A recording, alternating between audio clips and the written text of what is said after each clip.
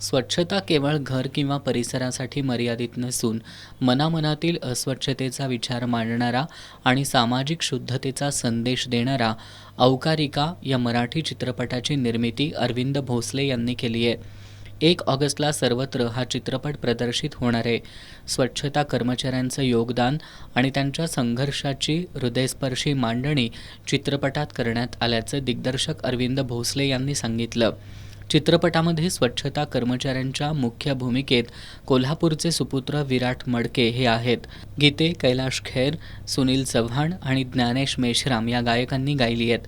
या चित्रपटात राहुल फलटणकर, रोहित पवार, डॉक्टर नितीन लोंढे, प्रफुल्ल कांबळे, पंकज धुमाळ, विनोद खरंगुळे, प्रिया कोसुंबकर, स्नेहा बालपांडे यांनीही भूमिका साकारल्यात. केंद्र सरकारच्या स्वच्छता अभियान विभागामार्फतही चित्रपटाची दखल घेण्यात आल्याचं भोसले यांनी सांगितलं.